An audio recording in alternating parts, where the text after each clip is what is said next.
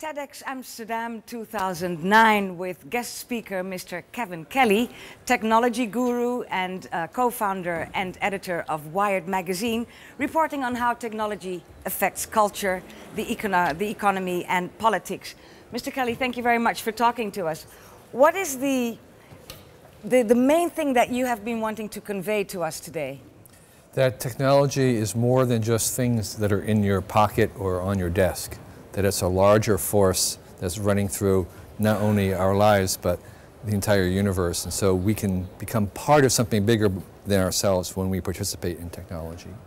How do you think the public will respond to that? It's a far-out idea, isn't it? Right, and it's very abstract, but what it means is that certain technologies in our lives are inevitable. They're going to come whether we want them or not, and we have to learn how to do them well rather than prohibit them or try to deflect them. So they're coming and we can make the choice about how we make them happen. Well, you obviously already know how to do that. How can you help us get to grips with your reality?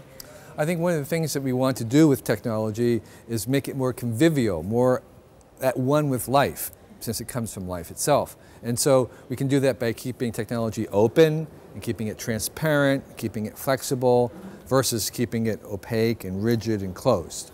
So make it more approachable for people, is that what you're saying? Yeah, exactly, making it more like life. Like life itself. And like life itself, Yes. Because technology is basically life itself accelerated. Oh really? How would you explain?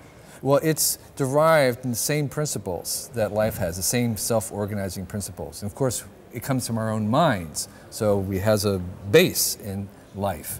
And everything about the long-term trajectory of technology shows that it behaves exactly the same thing as evolution does. So it's like an organism, basically? Well, even if it's not an organism, it's like a system that life is like. Right. Evolution is maybe not an organism, but more like a system, and technology is basically life accelerated. So you really embrace the web, the World Wide Web, and the fact that it's actually taking us over, all of us. And on the other hand, your vision, and more specifically your book, Out of Control, was an important ingredient for the movie The Matrix, in which technology actually really does take over human life. Right. So it's most people's worst nightmare. Right. How do you feel about it? I think there's always going to be a tension in technology between its autonomy and the fact that it also brings us blessing. And we have the same kind of conflict with our own children. We want them to be more autonomous, but at the same time we want to have some control or training of them. We don't want them to be just doing anything. And I suggest that we take that same kind of similar stance to our technology as if they were children. So we have to teach technology? We have to teach technology, we have to train it, we have to find good friends for it, we have to find a good job for every technology. What do we teach technology now so that it doesn't turn mean on us in a couple of years? We embed it with the same kind of principles that are pro-life, that are interested and aligned with living things like flexibility, decentralization, openness. And so we put those kinds of things into our technological. So we're teaching it to choose, to think, to feel? No, it's not conscious. It's more like a bacterium. We're just trying to keep it open and flexible and decentralized. I see. So what will be left of human values once your vision is reality? The human values will be in our technology. That's what we want to do. But we'll have taken leave of it then? No, we're not going away. No? No, technology wants us. It does? Just as we want to have the maximum number of species around us. We're not interested, or we shouldn't be interested in eliminating all the species of the world. Our quality of life increases the more varieties of life there are. Technology wants us because we can train it. Does technology actually love us and take care of us? I don't know if it can love us, but we can love technology, and we're actually beginning to love technology. I think technology is becoming complex enough that we can actually lose ourselves into it. In the same way we lost ourselves into a cathedral of redwoods or a beautiful meadow by a lake, we find that there's a certain kind of reflection of bigger things. I think we're going to find the same thing with the technology that we make. So is that the price we're paying for it? The price we're paying for it is that we have to surrender control. Okay? That just like our children. You can't raise a really great, useful child unless you, at some point, surrender control. And that is the challenge we have with our own technology. But I can imagine that losing control over our children would be somewhat different from losing control to machines, technology, chips, because one is human and the other isn't. Right. I mean, I think we're going to get over that. We are? Yes. But how long will it take before we do? It will take generations. Right. It will take generations. There's two sides to the web, right? There's the side where it's an open market for everybody to get information, to contact people. And on the other side, it's a breeding ground for all kinds of bad stuff, like pornography. Sure. Which part will win? Well, a technology is not powerful until it can be powerfully abused. So every powerful technology can also be used for misuse. And I think that's usually an indication that you have a really powerful thing at hand. So the important thing is that the difference between what we use for good and what we create or destroy, that the creation outweighs the destruction, but it has to outweigh it only by a few percent, maybe 2%. But who's going to keep score? We are keeping score.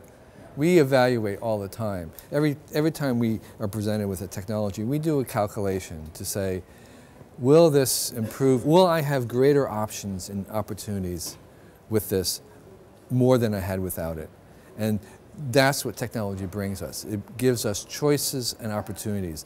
It sometimes eliminates old choices, but usually the net gain is more choices and freedoms, and that's where we're always reach for. Well, one illustration of what you're saying is the fact that social communication is rapidly changing. We see that mostly in young people who spend all day on Facebook or MySpace, and they might have 500 friends in those social networks, but nobody comes to their birthday party. Right. Where will that end? It won't end. It will continue.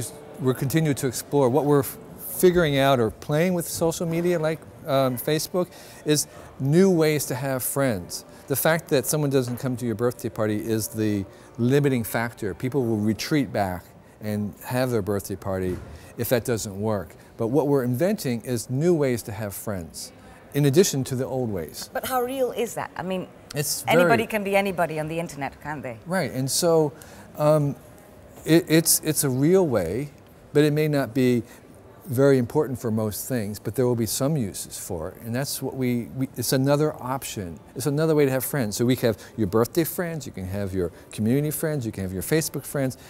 We're increasing the number of ways in which to have friends. Right. Right. You once said that nobody is as smart as everybody. Right. What exactly do you mean by that? What that means is that we are inventing tools that will allow us to use a collective group knowledge and effort to do things that we could not do without those tools. We've always had community barn raising or making quilts, but those jobs that we could use to cooperate were very narrow. Now we've increased the number of jobs that we can use collectively, and one of the ones is to figure out a solution, and that's where we take a bunch of people and they can attack a problem, and a bunch of people is going to be smarter than an individual on average. On average. That's correct. Could it be the other way around too, though?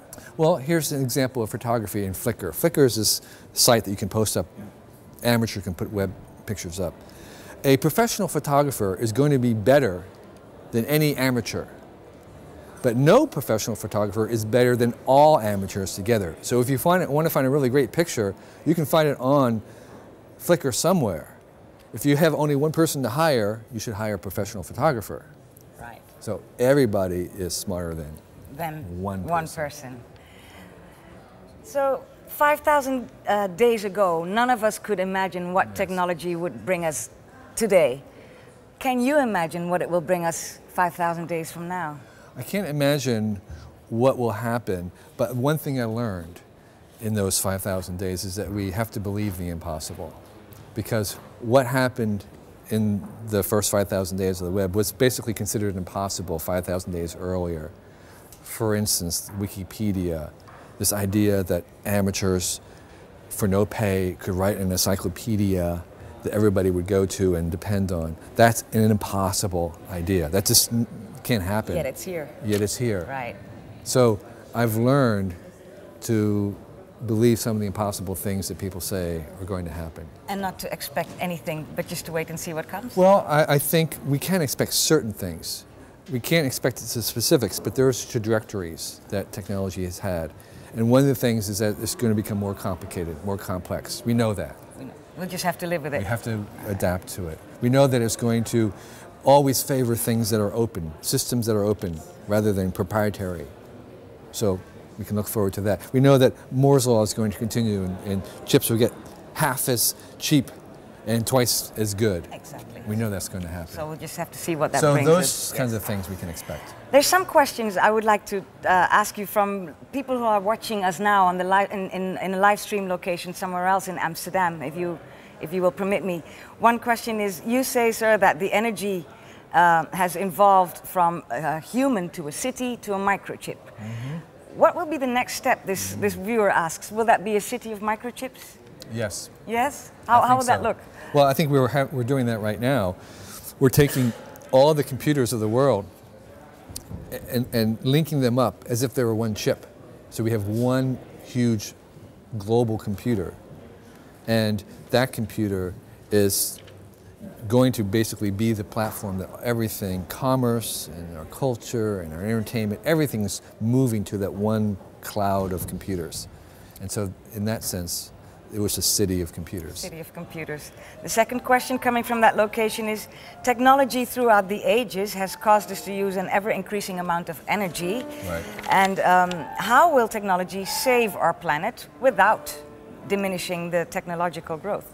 Well, one of the things that the trends that we see is that we can do more and more with less and less material.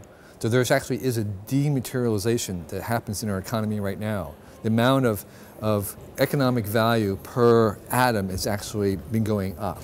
So one of the things that technology can do is enable us to use less resources for whatever it is that we want to accomplish, or we can accomplish more resources for the same, more action for the same amount of resources. That's good for nature. So you're optimistic? I am so optimistic, I'm off the charts. Thank you very much, All right. Mr. Kevin Kelly. Thank you very welcome. much. Okay.